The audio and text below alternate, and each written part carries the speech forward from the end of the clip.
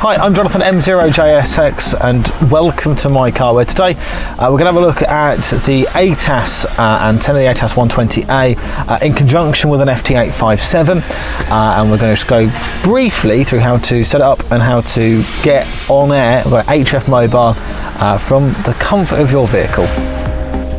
So the first thing you need to do when you're setting up the 857 and the ATAS, once you've got the ATAS on the vehicle, is to go through the initialization phase of the antenna. So what you need to do very simply is press and hold the function button, go to menu number 85, which is the tuner stroke ATAS option, and we're going to scroll through that from off through, and I happen to have a Diamond MX62 duplex on mine, which means that I can use my ATAS on both HF and VHF, UHF, as well as 6 meters, of course, somewhere in the middle there. So I'm going to select ATAS all, but if you were only going to use it on, say, HF, you could have ATAS HF. If you were only going to use it on HF and 6, then you have HF and 50. But for my case, I'm going to use ATAS all. So I'm going to then come out of the menu by pressing holding function. And the next thing to do is we need to get this line up. So the way to do that is by tapping on the function, and we're in line number K, that's a good one, line letter K. So if we just hit that, we can then scroll through. So you want to make sure that you see tune, down and up along the bottom. Next step is really simple. All we're going to do is press tune. And what that's going to do, you see this little init come up on the top right hand side. That means it's initializing the antenna.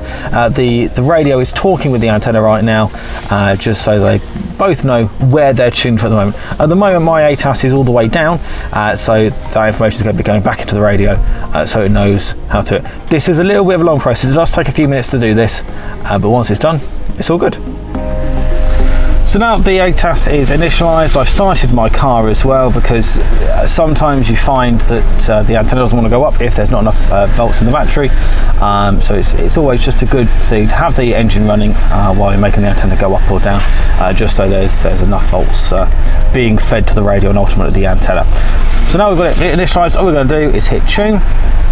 And there we go, so you see weight come up in the top right hand corner of the screen, and we'll see the SWR indication on the very left hand side of that screen there, and as the antenna goes up, that SWR will come down, and when it stops, there we go, so we'll go down and the antenna is tuned. So now if we turn up the volume, you can see we're there on 20 meters.